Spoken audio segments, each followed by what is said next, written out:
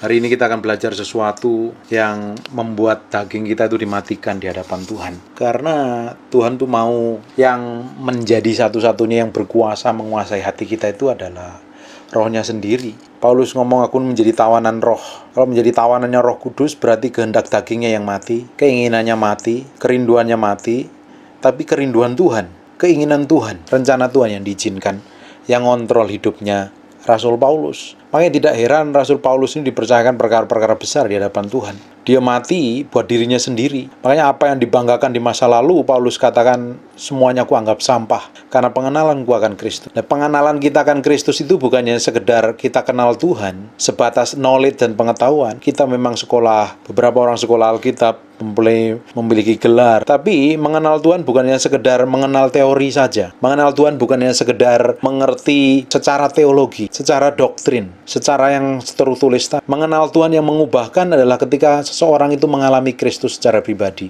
Setiap hari, di rumahnya, di tempat kerjanya, di kamarnya, dimanapun mereka berada, setiap orang percaya ketika mengalami Kristus harusnya mengalami kematian secara daging. Kalau kita hidup ini tidak dikontrol oleh Roh Tuhan, hidup kita akan dikontrol oleh keinginan kita, hidup kita akan dikontrol oleh diri kita sendiri, hidup kita dikontrol oleh kedagingan kita. Bapak Ibu, kita buka sebentar di 1 Yohanes pasal yang kedua, ayat yang ke-15. Janganlah kamu mengasihi dunia dan apa yang ada di dalamnya. Alkitab ngomong, jangan kamu mengasihi dunia dengan apa yang di dalamnya. Yang di dalamnya itu apa? Ketenaran, nama besar, kekayaan, keuangan, kelimpahan, kemasyuran, itu semuanya ada di dunia nih. Janganlah kamu, kalau kita ini mengasihi dunia, janganlah kamu mengasihi dunia. Berarti kalau kita ini menomorsatukan hal itu dibanding menomorsatukan Tuhan, berarti apa yang terjadi? Jikalau orang mengasihi dunia, maka kasih akan Bapa tidak ada di dalam orang itu. Kalau dia orang lebih cinta akan dunia dan dagingnya lebih menguasai seseorang dibanding dengan keinginan Roh Kudus, kerinduan Tuhan di dalam hidupnya, dapat dipastikan orang itu kalau ngomong cinta Tuhan adalah bohong dan palsu. Semua yang ada di dalam dunia yaitu keinginan daging, keinginan mata, dan keangkuhan hidup. Jadi manusia kebanyakan akhir zaman dikuasai oleh keinginan daging, keinginan mata, dan keangkuhan hidup. Kalau kehidupan kekristenan ini dikontrol oleh seperti ini, ketika kita ini mati, tiba-tiba mati mendadak gitu, kita tidak bisa bertanggung jawab banyak di hadapan Tuhan. Apa yang kita bertanggung jawab? Saya ngomong sama Pak Jan Peter, ketika ngelihat hamba-hamba Tuhan yang masih muda meninggal. Beberapa hamba Tuhan meninggal. Hamba-hamba Tuhan besar, baru sebelum 60 meninggal. Mereka, saya rasa mereka sudah memiliki pengaruh besar dan hidupnya sudah selesai, pekerjaan sudah selesai, makanya dipanggil Tuhan. Loh, apakah kira-kira kita ini kalau hari ini dipanggil Tuhan bisa bertanggung jawab dengan pekerjaan yang selama kita lakukan selama ini? Apa yang kita lakukan selama ini di belakang kita? Pekerjaan, bisnis, usaha, pelayanan, karunia kita bisa bertanggung jawabkan di hadapan Tuhan. Berkat kita bisa bertanggung jawabkan di hadapan Tuhan. Keuangan kita bisa bertanggung jawabkan di hadapan Tuhan. Pelayanan kita, khotbah kita, ngajar kita, atau ide kita dan karunia kita, apa kita bisa benar-benar bisa bertanggung jawab di hadapan Tuhan kalau hari ini Tuhan tiba-tiba panggil? Jadi bagian kita harusnya tambah hari tambah memikirkan kehendak Tuhan. Yang difokuskan adalah Tuhan. Dalam beberapa bulan terakhir ini Tuhan banyak berbicara, ngajarin saya banyak hal. Berbeda dengan beberapa 20 tahun yang lalu ketika saya baru kenal Tuhan. Tahun 97 saya kenal Tuhan. Dan saya mulai belajar Alkitab dan sekolah Alkitab. Belajar terus. Dari situ hampir tiap hari saya puasa. Tiap hari doa berjam-jam. Waktu saya habiskan hanya doa dan puasa. Karena saya waktu itu masih muda. Belum matang di dalam Kristus. Masih bayi, kanak-kanak rohani. Yang ingin saya kejar apa? Saya ingin jadi pendeta yang dikenal banyak orang. Terkenal diurapin. Khotbahnya bagus. Urapan. Semua yang kerja seperti itu. Dan bertambah hari dalam beberapa bulan terakhir ini saya semakin menyadarin bahwa itu semua adalah sia-sia. Yang kita kejar hari ini itu harusnya perkenanan Tuhan, kehendak Tuhan. Yang Tuhan percayakan sama kita ini udah lakukan apa belum? Kita ini udah bertanggung jawab di hadapan Tuhan sungguh-sungguh atau belum? Atau sekedar kekristenan hanya sekedar menjalani agamawi, rutinitas agama. Kalau orang Kristen ya normalnya hari Minggu ke gereja minimal 1 kali. Kalau normalnya hamba Tuhan hanya sekedar pelayanan dan khotbah, apa cukup seperti itu? Apa ketika kita ini tiba-tiba hari ini nggak ada dipanggil Tuhan ya? Atau hari ini pengangkatan? Karena ada kedatangan Tuhan itu ada 2 versi. Satu pengangkatan Tuhan di awan-awan di angkasa. atau kita dipanggil secara pribadi personal. Kalau kita menghadap Tuhan, apa yang kita bisa bertanggungjawabkan di hadapan Tuhan? Karena kita nggak tahu loh. Banyak teman-teman dekat kita yang masih sehat, masih segar, baru pelayanan dan beberapa hari kemudian meninggal. Kita nggak tahu di bagian kita ngapain hari ini. Apakah kita fokus pada keinginan daging, keinginan mata, dan keangkuhan hidup? Kalau kekristenan kita hanya fokusnya seperti itu, nggak jauh beda hidup kita ini seperti orang dunia. Di pemandangan mata Allah, kita tidak ada nilainya kalau kita lakukan masih keinginan daging. Apa yang keinginan daging itu? Kalau daging kita ini masih pingin dihargain, pingin dihormatin, pingin dipuja, pingin diakui, itu tandanya daging kita itu masih hidup, perlu dimatikan. Kalau Bapak Ibu pingin tahu dagingmu masih hidup atau tidak, lihat saja ketika kamu dicaci maki orang, difitnah orang, dituduh orang, diperlakukan buruk orang, apa reaksimu? Membuktikan dagingmu masih hidup atau masih udah benar-benar mati. Tuhan inginkan daging kita itu disalibkan setiap hari loh. Mati daging setiap hari. Bukan daging kita yang ngontrol, tapi kehendak Tuhan. Kehendak Roh Kudus yang seharusnya ngontrol dan mengendalikan. Kehidupan orang Kristen rata-rata tidak bisa menjadi berkat. Kebanyakan orang Kristen rata-rata tidak bisa menjadi berkat, malah menjadi batu sandungan. Hidupnya katanya udah kenal Tuhan, tapi kelakuannya tidak mencerminkan orang yang kenal Tuhan. Karena apa? Daging yang ngontrol, yang lebih nonjol, lebih menguasai. Harusnya roh yang menguasai. Alkitab ngomong, hendaklah engkau dipimpin oleh roh. Bagaimana rohnya yang mimpin kalau daging kita lebih nonjol? Keinginan daging kita yang lebih nonjol. Kemauan kita, ego kita yang lebih menonjol. Bagaimana Roh Kudus bisa ngontrol hati kita?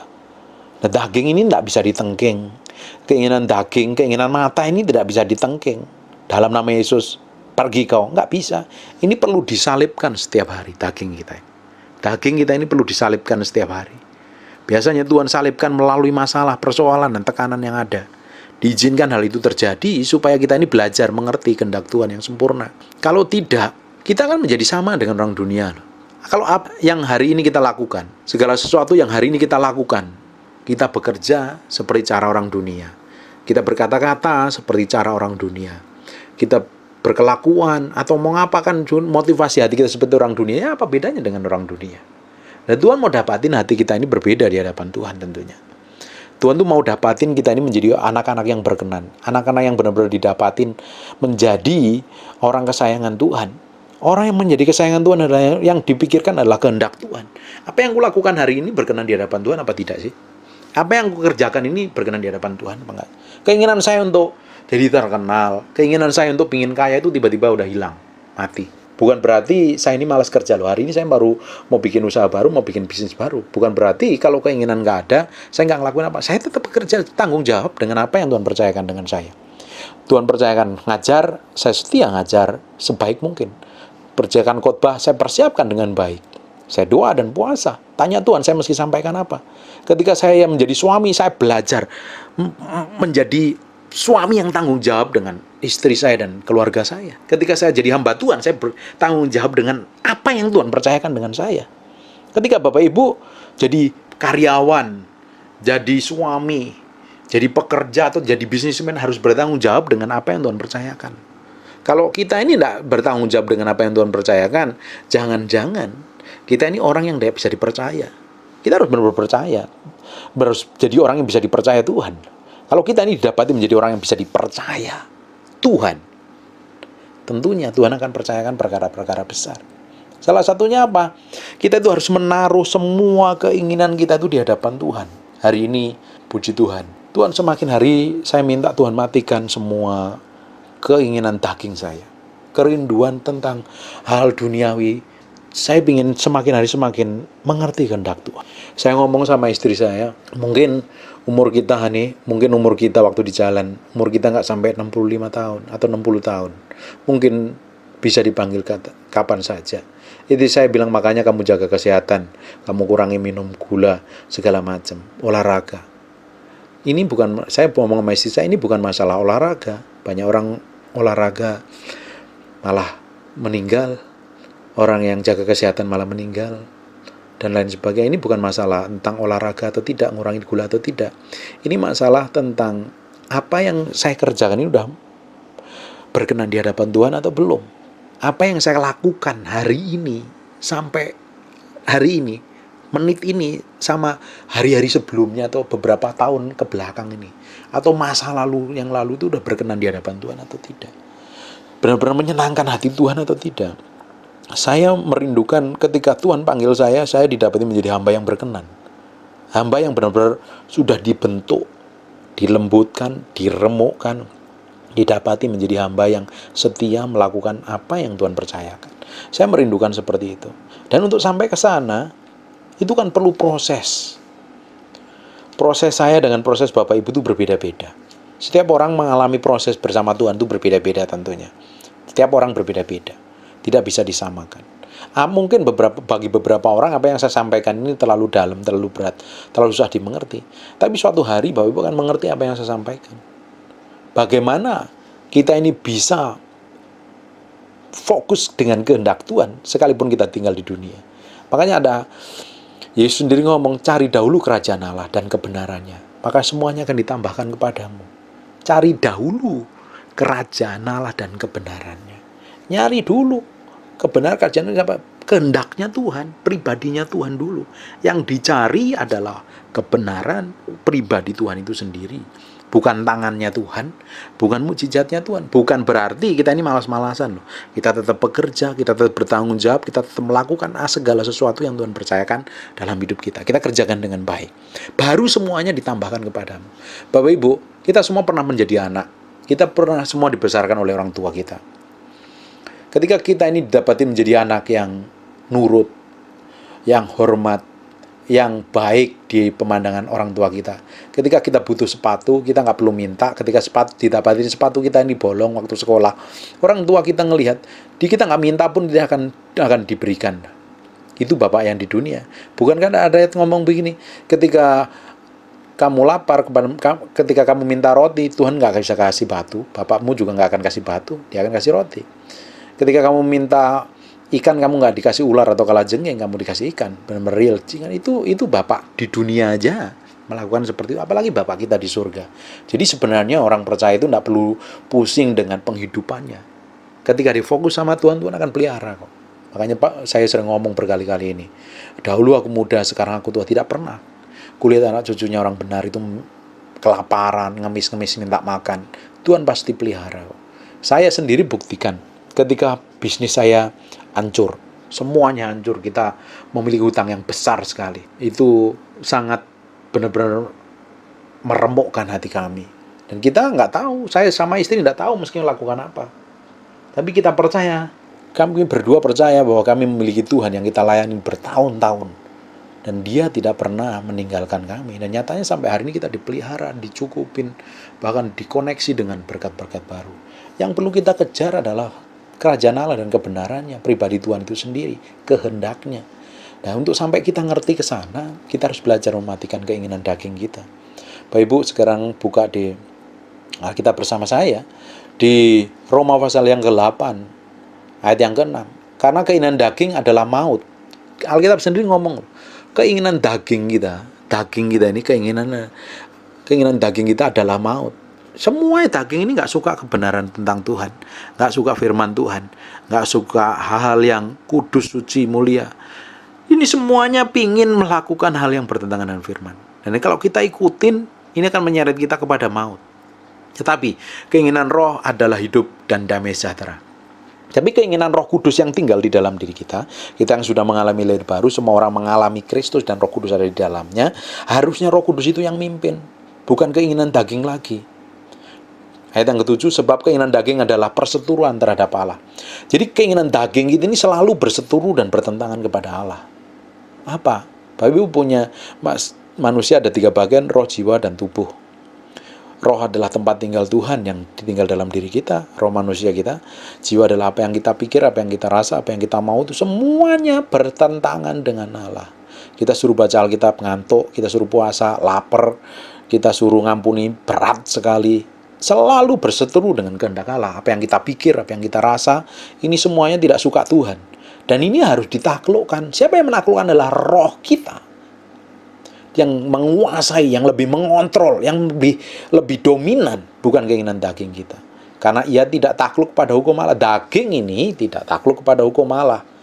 Hal ini memang tidak mungkin baginya. Nah, Galatia pasal yang kelima, sekarang ayat yang ke-16. Maksudku ialah hiduplah oleh roh, maka kamu tidak akan menuruti keinginan daging. Jadi bagian kita adalah hidup menurut roh. Hidup menurut roh itu ngapain sih? Hidup sesuai dengan kehendak Tuhan. Makanya kita harus peka. Tuhan tuh maunya apa sih yang saya lakukan? Tuhan, aku mesti begini, apa harus aku lakukan? Kita akan berhati-hati sekali dengan hidup kita. Mau melakukan segala sesuatu dipikir dalam-dalam. Jangan-jangan apa yang saya lakukan ini menyakitin hati Tuhan. Jangan-jangan apa yang saya kerjakan ini tidak berkenan di hadapan Tuhan. Fokusnya bukan kepentingan kita. Yang difokuskan lambat laun adalah hati Tuhan sendiri. Ayat yang ke-17, sebab keinginan daging berlawanan dengan keinginan roh. Keinginan daging itu selalu berlawanan dengan keinginan roh. Mereka tidak bisa bersatu. Dan keinginan roh berlawanan dengan keinginan daging, karena keduanya bertentangan. Sehingga kamu setiap kali tidak melakukan apa yang kamu kehendaki. Seringkali kita melakukan hal yang tidak kehendaki. Seringkali kita melakukan hal-hal yang tidak berkenan di hadapan Tuhan. Padahal kita ingin melakukan yang benar, tapi kita tidak melakukan, malah memilih yang melakukan hal yang dosa. Kenapa kok bisa melakukan seperti itu? Karena keinginan daging kita yang menonjol. Kita ini mau puasa, tiba-tiba kita lapar dan kita makan. Kenapa kok bisa milih itu? Karena daging kita yang lebih menonjol. Kita disuruh mengampuni itu berat sekali. Kenapa nggak susah mengampuni? Berat sekali untuk mengampuni. Karena apa? Daging kita yang menonjol. Daging kita yang lebih menguasai. Tapi ketika roh kita yang menguasai, roh ini takluk, tunduk pada firman Tuhan. Ketika kita disakitin orang, kita mudah sekali melepaskan pengampunan. Ketika kita direndahkan orang, kita hanya tersenyum saja. Orang nggak hargain. Karena apa yang difokuskan bukan perkenanan manusia lagi. Yang difokuskan adalah perkenanan Tuhan dalam hidupnya. Kita harus semakin hari semakin belajar mengejar isi hati Tuhan. Kenal Tuhan itu seperti itu. Kita memang perlu sekolah, betul, bagus, pengetahuan. Kalau kita tuh ngerti pengetahuan firman hanya sekedar knowledge pengetahuan, ini masuknya hanya di kepala saja. Hatimu tidak diubahkan. Yang perlu kita kenal tuh firman yang merampai masuk ke dalam nih. Firman itu tembusnya ke jantungmu, ke hatimu. Itu yang baru akan merubahkan yang di dalam nih. Dan setiap orang harus mengalami pengenalan Tuhan seperti ini. Ketika setiap orang mengalami pengenalan Tuhan seperti ini, saya jamin hidupnya pasti memiliki dampak yang besar. Memiliki otoritas yang memiliki pengaruh yang besar sekali. Bapak Ibu, kita harus beranjak. Bukan hanya sekedar mengejar yang sifatnya kebutuhan kita, kerinduan kita, keinginan kita. Kita harus beranjak dewasa. Harus mengejar apa yang menjadi kehendak Tuhan dalam hidup kita. Kita itu mengejar apa yang menjadi pusat kehendak Tuhan. Saya percaya apa yang Bapak Ibu sentuh, Bapak Ibu kerjakan, Tuhan pasti bikin berhasil. Tuhan pasti nama Tuhan dipermuliakan. Itu yang harusnya kita kejar. Saya orang yang suka belajar, bukan berarti saya nggak belajar. Saya suka sekolah, saya suka belajar sekali. Tapi saya suka pelajaran-pelajaran yang benar-benar merubah hati saya, mengubah hidup saya. Dan ketika saya dapatin hati saya ini benar-benar berkenan di hadapan Tuhan, pingin dimatikan terus. Ketika saya ini pingin dimatikan terus, saya percaya Kristus dalam saya semakin hari semakin powerful, semakin hari semakin hebat. Dan setiap orang harus mengalami itu. Kita semua harus mengalami seperti itu. Kita semuanya harus benar-benar diubahkan ke arah sana, ke arah tingkat kedewasaan penuh. Jadi ketika Tuhan panggil kapan saja, kita nggak perlu takut. Karena kita tahu apa yang kita kerjakan itu berkenan di hadapan Allah, menyenangkan hati Tuhan. Kita harus benar-benar belajar mengerti ini, supaya kita semakin hari semakin berjalan dalam pusat kehendak Tuhan. Bapak Ibu, sebenarnya apa sih? Kita mau ngejar apa sekarang hari ini? Bukan berarti kita malas bekerja loh. Saya masih hari ini rajin bekerja. Sampai hari ini saya masih bekerja dengan baik. Pokoknya saya lakukan yang terbaik untuk sebagai laki-laki, sebagai pria yang bertanggung jawab pada keluarga saya. Tapi segala sesuatu yang ada di dunia ini bukan tujuan saya. Tujuannya semakin hari semakin berkenan di hadapan Tuhan. Kalau Bapak Ibu yang dikejar kehendak Tuhan, tanpa disadari Bapak itu mulai mematikan semua keinginan daging, kerinduan pingin nama ini dihargain, dihormatin, dipandang orang, itu lama-lama dimatikan. Dan Tuhan mau seperti itu. Kalau sampai titik seperti itu Bapak Ibu lakukan, tambah hari tambah dimatikan. Sampai dimatikan real, dimatikan keinginan daging kita. Dimatikan benar-benar, sungguh dimatikan sampai Kristus benar-benar real nyata dalam kehidupan kita. Saya percaya malam hari ini kita belajar sesuatu, sekalipun tidak enak didengar. Ini bukan khotbah yang enak didengar memang. Ini khotbah yang benar-benar real mematikan keinginan daging kita. Benar-benar dimatikan sungguh-sungguh sampai benar-benar real Kristus nyata dalam kehidupan kita. Karena Tuhan mau yang seperti itu. Kalau bayangin Bapak Ibu, kalau Tuhan itu mau percayakan perkara besar, tapi kita didapatinya itu menjadi orang yang tak berkenan di hadapannya, belum bisa didapatin, mana bisa kita dipercaya sih? Tuhan tuh memiliki kerinduan yang jauh lebih besar dari kerinduan kita sendiri. Tuhan ingin melimpahi hikmat, melimpahin berkat, melimpahin kekuatan, melimpahin pengaruh. Tapi kita juga harus sadar diri, apa benar kapasitas kita sudah bisa terima kepercayaan Tuhan? Apa bisa kita yang dipercayakan Tuhan? Atau malah kita akan menyalahgunakannya? Kita harus mempersiapkan diri. Orang yang semakin mati daging, rohnya akan semakin menguasai. Dan situ Tuhan akan percayakan perkara-perkara besar. Bapak Ibu pelajarin kehidupannya Paulus. Ketika Paulus disuruh ke Asia, dilarang. Dan dia bisa dengar suara Tuhan larang. Dia nggak pergi ke sana. Artinya apa? Hidupnya ditawan oleh Roh Kudus. Roh Kudus yang ngontrol, Roh Kudus yang menguasai, Roh Kudus yang membimbing. Membawa kita ke dalam pusat kebenaran. Tujuannya apain? Kita didapati menjadi serupa segambar dengan Yesus Kristus. Daging kita yang tidak akan menonjol, tapi manusia roh kita yang semakin powerful menguasai hidup kita.